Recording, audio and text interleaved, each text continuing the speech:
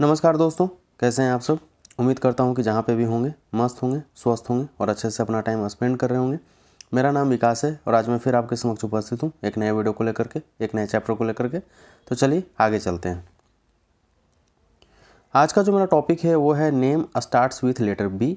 B नाम वाले लोग कैसे होते हैं। प्रीवियस वीडियो में अल्फ़ाबेट ए के बारे में बताया कि ए नाम वाले लोग कैसे होते हैं, उनका पर्सनालिटी कैसा होता है, बिहेव कैसे करते हैं और किस प्रकार के ट्रेट्स देखने को मिलते हैं।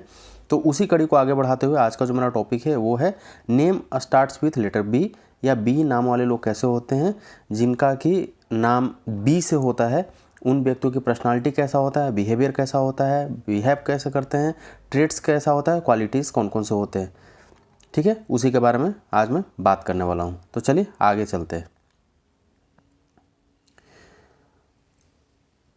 This letter is enclosed and completes a circuit.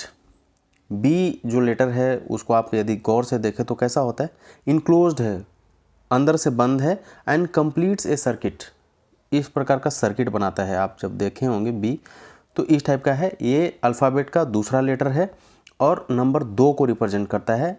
B जो लेटर है वो नंबर 2 को रिप्रेजेंट करता है। और this letter is enclosed and completes a circuit, ये अपने आप से अंतर्मुखी नेचर का है, इनक्लोज्ड है एंड कंप्लीट्स ए सर्किट, और सर्किट को कंप्लीट करता है। मतलब कि जो ये बी जो लेटर है इस प्रकार का बंद रहता है। इसको यदि आप देखें तो अंतर्मुखी है, मतलब एक लाइन है ऊपर खड़ा लाइन, उसके ऊपर 2 लेटर ऐसे बने हुए हैं जो कि इनक्लोज कर रहे हैं, ऐसे इनक्लोज्ड हैं। ठीक है। It signifies that you keep your inner thoughts and emotions to yourself and only few friends will share your confidence. अब ये कैसा दिखाता है, यदि इस प्रकार का इनक्लोज लेटर हो और सर्कल बनाता हो तो किस प्रकार का बिहेवियर देखने को मिलेगा। आप क्या करते हैं, you keep your inner thoughts, आप अपने जो इनर थॉट्स है, जो आपकी सोच है, विचार है, इमोशंस है, उसको अपने आप तक ही सीमित करके रखते हैं। जिनका भी नेम बी लेटर से स्टार्ट होता है तो क्या करते हैं, अपने आप का जो उनका इनर जो थॉट होता है, इमोशंस होता है, अंदरूनी जो भावना होती है वो, और इमोशंस फीलिंग्स को अपने आप तक ही सीमित रखते हैं।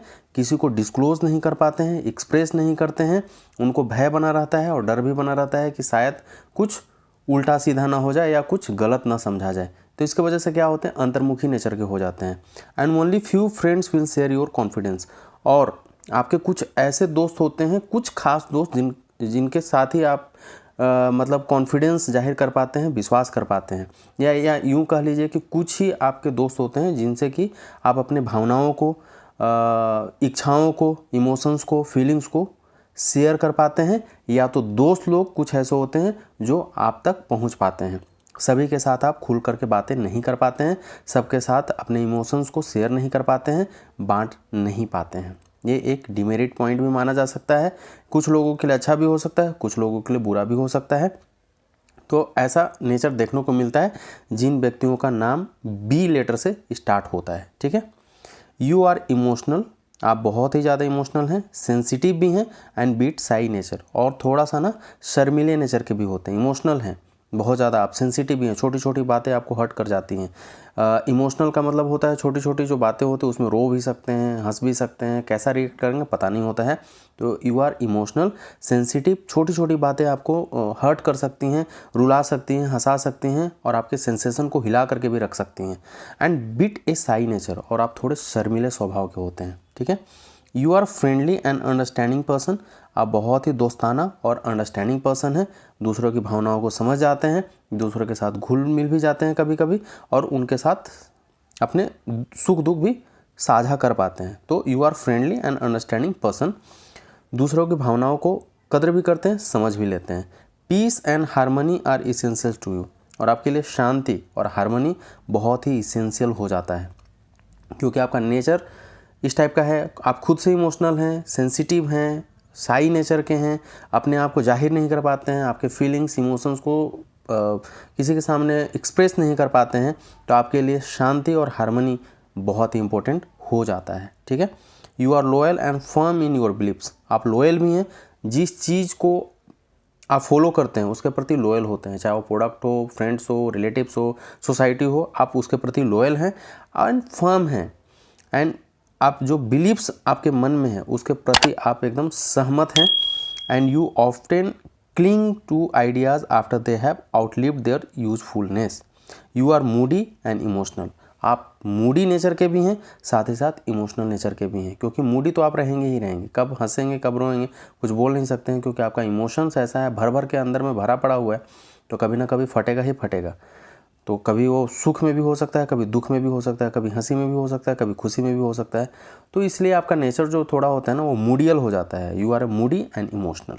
ठीक है, यदि आप इन चीज़ों से रिलेट कर पा रहे हैं तो कृपया कमेंट करके ज़रूर बताइए, और मेरे वीडियोस को लाइक कीजिए, शेयर कीजिए, ताकि दूसरे को भी नॉलेज मिल सके, और मेरे चैनल को सपोर्ट ज़रूर से ज़रूर कीजिएगा। चलिए और आगे देखते हैं। It takes some time for you to mix with strangers, and this gives certain amount of shyness, and generally they are fish out of water in new places. तो आपके लिए क्या होता है ना, इट टेक्स सम टाइम्स, आपके लिए ना कुछ समय चाहिए होता है किसी स्ट्रेंजर अपरिचित लोगों से मीट कर पाने में, मिक्स हो पाने में, घुलने मिलने में आपको ना कुछ टाइम चाहिए होता है। ऐसा नहीं है कि कोई अपरिचित आया, अनजाना व्यक्ति आया, आप उसके साथ इमीडिएटली घुल मिल गए, वैसा नहीं हो पाता है। आपको कुछ टाइम चाहिए होता है you to mix with strangers, अपरिचित या स्ट्रेंजर लोगों से घुलने मिलने में आपको टाइम लगता है। And this gives certain amount of shyness, और जिसका ये होता है, क्यों होता है ऐसा, क्योंकि आपका नेचर जो है शाइनेस नेचर है, शर्मीले नेचर के वजह से ये ऐसा देखने को मिलता है कि आपको किसी अपरिचित या स्ट्रेंजर लोगों के साथ घुलने मिलने में थोड़ी प्रॉब्लम होती है।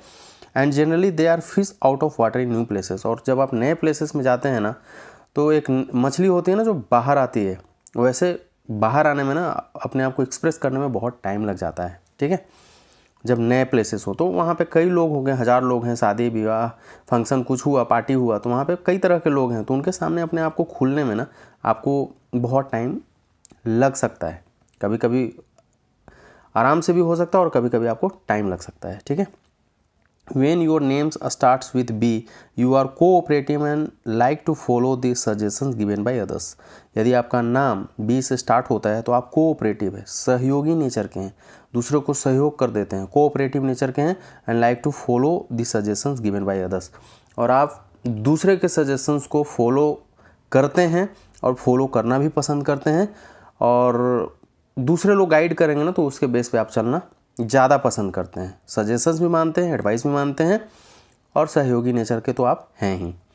If letter B is the first consonant in your name after following a vowel, यदि आपका लेटर बी से स्टार्ट होता है और फर्स्ट लेटर बी तो कॉन्सोनेंट है ही, और उसके साथ ही साथ वावेल आ जाए, बी के बाद वावेल आ जाए, you are introspective and understand yourself as well as others. तो ऐसा व्यक्ति क्या हो जाता है, इंट्रोस्पेक्टिव हो जाता है, अपने आप को खोजने वाला हो जाता है। इंट्रोस्पेक्ट का मतलब होता है अपने अंतरात्मा को झांकना, अपने अंतरात्मा के अंदर जाना, ढूंढना, and understand yourself as well as others, आप अपने साथ साथ दूसरों को भी समझ पाते हैं। यदि आपका लेटर बी से स्टार्ट होता है, साथ ही साथ वावेल से फॉलो अप होता है, तो आप इंट्रोस्पेक्टिव नेचर के हो जाते हैं, अपने अंतरात्मा में झांकना पसंद करते हैं, ढूंढना पसंद करते हैं, और साथ ही साथ दूसरे और अपने को भी समझ लेते हैं, समझने की क्षमता भी आप में होती है।